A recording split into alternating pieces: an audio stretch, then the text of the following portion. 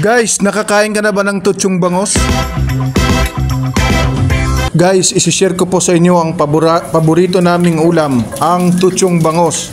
Guys, lagay mo natin ng mantika ang ating kawali at ang bawang po. Pag gawing brown lang po natin yung bawang. Ayan guys, so siguraduhin lang na mainit yung kawali at bago may lagay po yung mantika at mainit po yung mantika bago po may lagay yung bawang.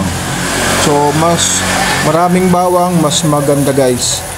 Ilagay na po natin yung sibuyas. Mas maraming sibuyas, mas masarap din, nagbibigay po ng aroma sa ating niluluto. Yan, paghalo-haloin lang natin guys at kahit na lutuin lang po natin guys yung bawang sibuyas at ilagay na po natin yung kamatis.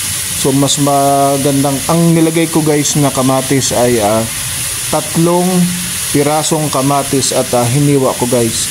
Ayan, gisahin lang po natin yung ating kamatis. Antayin po nating maluto at paghalo-haloin lang po natin guys. Masarap din mag-ano ng kamatis eh.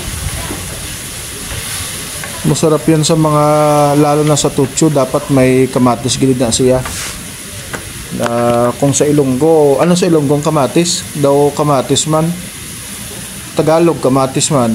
So yan guys, black beans. Amo na ang ginambal nga tutso nga bangos. Black beans, siguraduhin lang natin na yung beans na drain ng maayos. Ayan, na drain yan sa maayos. Wala na gid siya sang kwan, sa mga latak-latak. Kaya na drain sang maayos ang ating black beans. Yan, paghalo-haloin lang natin guys. Ang kasama na po yung ang black beans. Ilagay naman natin guys yung yan, pampalasa guys. Nailagay natin yung dahon ng sibuyas. Ayan guys, paghalo-haloin lang po natin.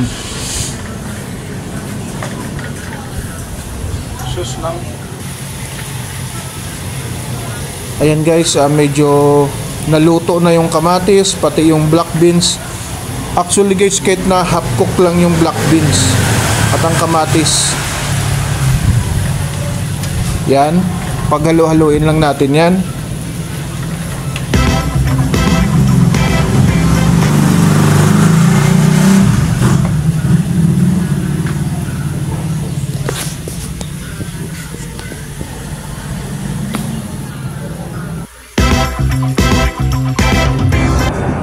Lagyan natin guys ng isang cup ng water.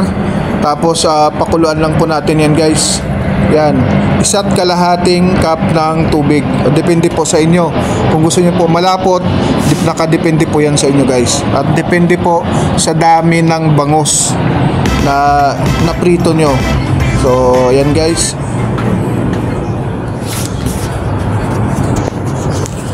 Lagyan din po natin guys ng Mamacita's oyster sauce. Yan po yung nagbabalance ng alat at tamis. Masarap po yan guys. Nagpapalapot din po yan guys ang ating Mamacita's. Paborito po namin yan guys, ang Mamacita's oyster sauce. Lagyan din po natin ng 1 kutsarang asukal. Brown sugar guys, isa rin yan sa nagpapalapot ng ating tutsyong bangos. Lagyan po natin ng toyo. Konting toyo, ayon po sa inyong panlasa, wag masyadong marami para hindi po alat. Paghalo-haloin lang po natin guys. Pakuluan lang po natin guys. At tatakpon po natin para po kumulo.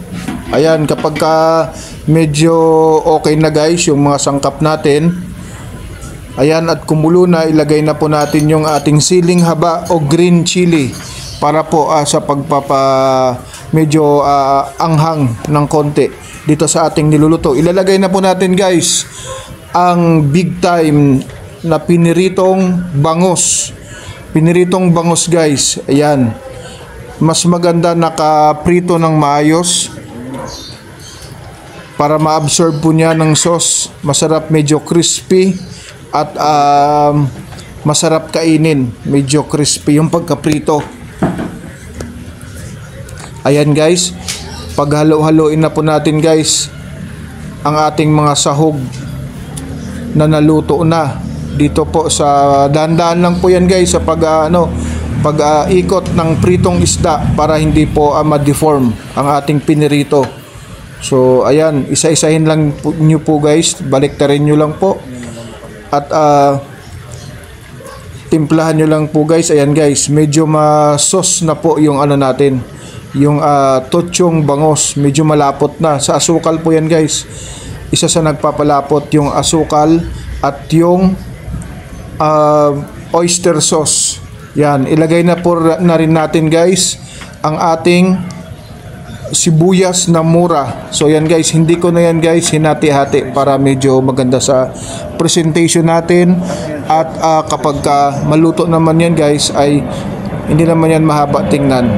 Kasama yan guys sa nagbibigay ng aromatic sa ating pagkain. Ang tochong bangos guys ay dito ko lang yan nalaman, dito ko lang yan na-discover sa Taytay Rizal. At ngayon ay kumakain ako guys ng tochong bangos dahil masarap po pala ito guys, tochong bangos. So ayan guys, pakuluan lang po natin para ma-absorb po ito ng piniritong bangos.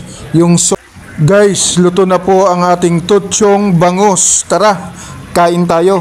Mas madali at masarap gawin to guys. Mabilis lang to guys ang paggawa, hindi kayo mahirapan. Tochong bangos. Maraming salamat po at thank you for watching.